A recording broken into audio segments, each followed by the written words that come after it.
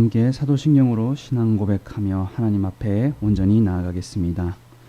전능하사 천지를 만드신 하나님 아버지를 내가 믿사오며 그 외아들 우리 주 예수 그리스도를 믿사오니 이는 성령으로 잉태하사 동정녀 마리아에게 나시고 본디오 빌라도에게 고난을 받으사 십자가에 못 박혀 죽으시고 장사한 지 사흘 만에 죽은 자 가운데서 다시 살아나시며 하늘에 오르사 전능하신 하나님 우편에 앉아 계시다가 저리로서 산 자와 죽은 자를 심판하러 오시리라.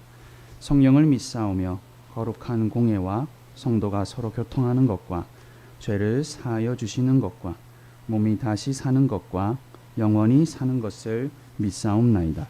아멘. 우리 찬송가 543장 찬송 부르시겠습니다. 찬송가 543장입니다.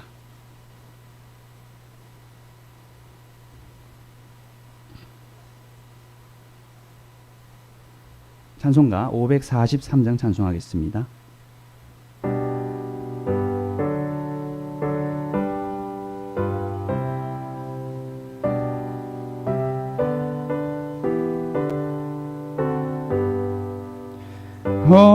어려운 일 당할 때 나의 믿음 적으나 의지하는 내 주를 더욱 의지합니다. 세월 지나갈수록 의지할 것뿐일세. 무슨 일을 당해도 예수 의지합니다. 성령께서 내 마음 밝히 비춰주시니 인도하심 따라서 주만 의지합니다. 세월 지나갈수록 의지할 것뿐일세. 무슨 일을 당해도 예수 의지합니다. 밝을 때의 노래와 어두울 때의 기도로 위태할 때 도움을 주께 간구합니다. 세월 지나갈수록 의지할 것뿐일세. 무슨 일을 당해도 예수 의지합니다. 생명 있을 동안에 예수 의지합니다. 천국 올라가도록 의지할 것뿐일세. 세월 지나갈수록 의지할 것뿐일세. 무슨 일을 당해도 예수 의지합니다. 아멘. 오늘 우리에게 주시는 하나님의 말씀은 사도행전 12장 1절에서 12절까지의 말씀입니다. 사도행전 12장 1절에서 12절까지의 말씀입니다.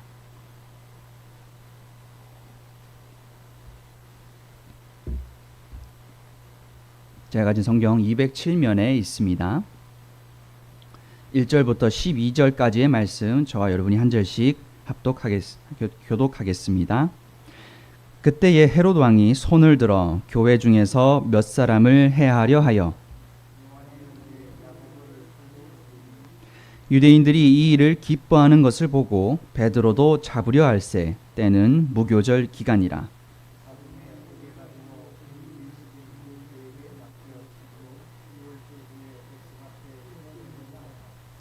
이에 베드로는 옥에 갇혔고 교회는 그를 위하여 간절히 하나님께 기도하더라.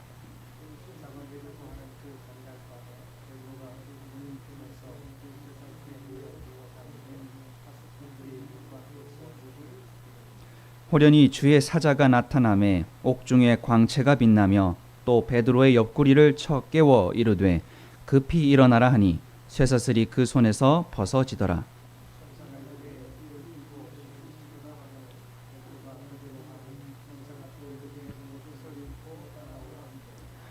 베드로가 나와서 따라갈새 천사가 하는 것이 생시인 줄 알지 못하고 환상을 보는가 하니라.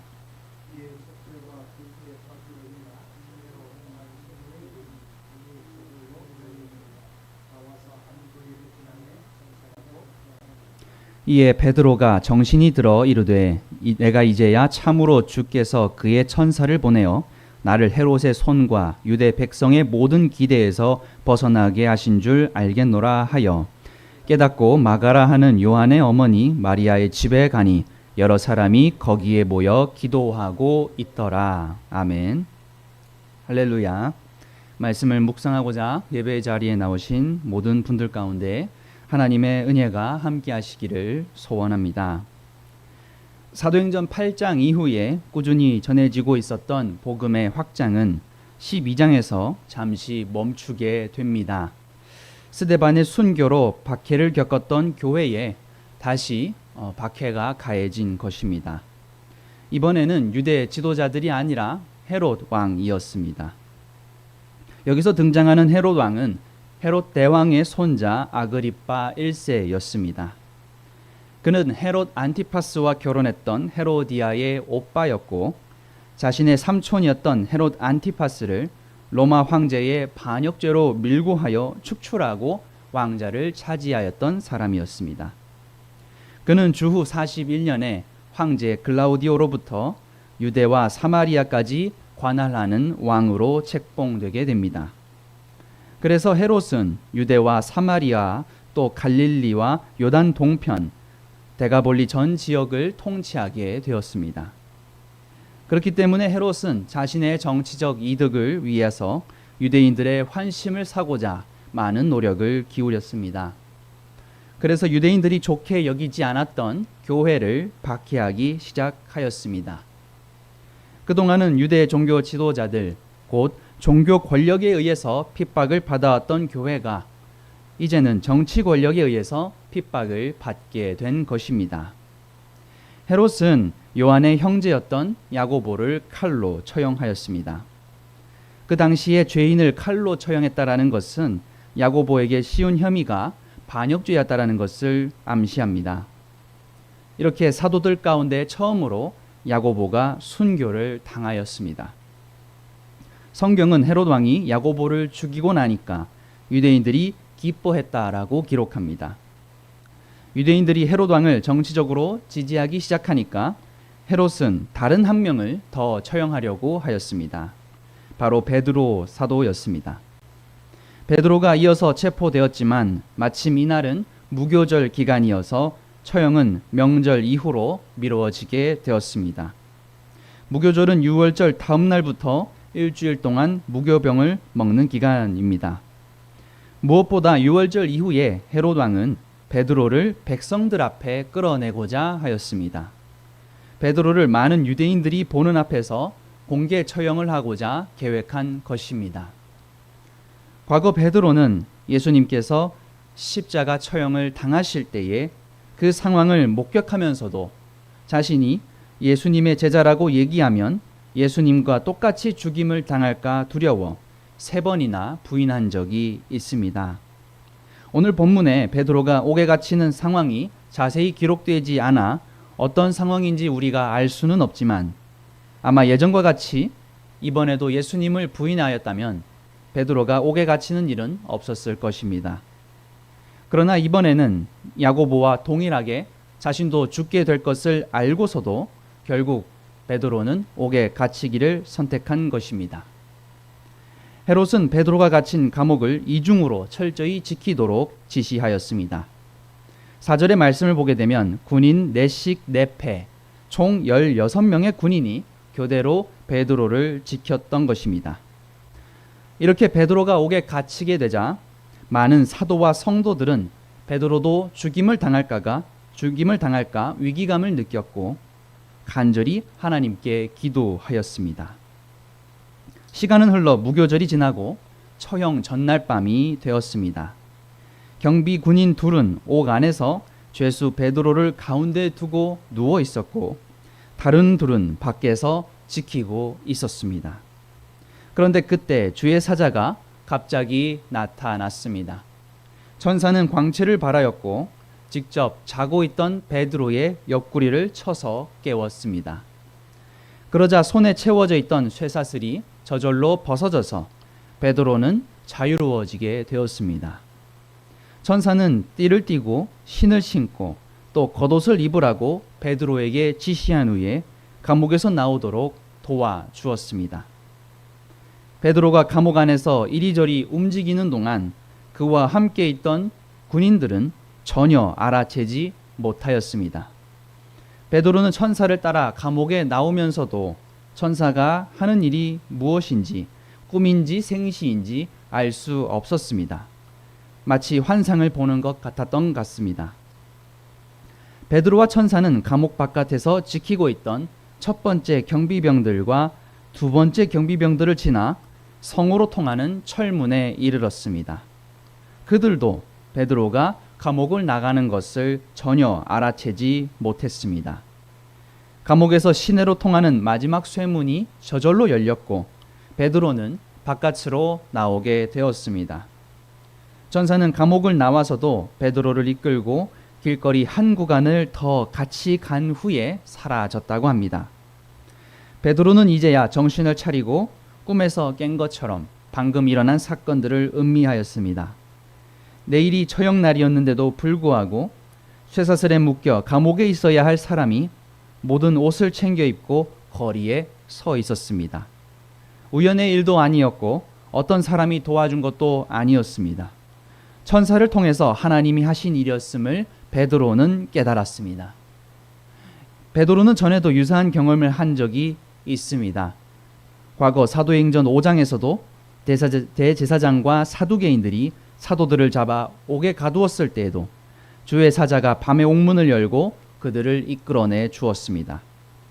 그때 주의 사자는 5장 20절에서 성전에 서서 생명의 말씀을 백성들에게 말하라 지시하였습니다. 베드로는 이제서야 참으로 주께서 그의 천사를 보내어 자신을 헤롯의 손과 유대 백성의 모든 기대에서 벗어나게 하셨음을 알겠노라 라고 고백하게 되었습니다. 자유로워진 베드로는 마가라 하는 요한의 어머니 마리아의 집으로 향했다고 합니다.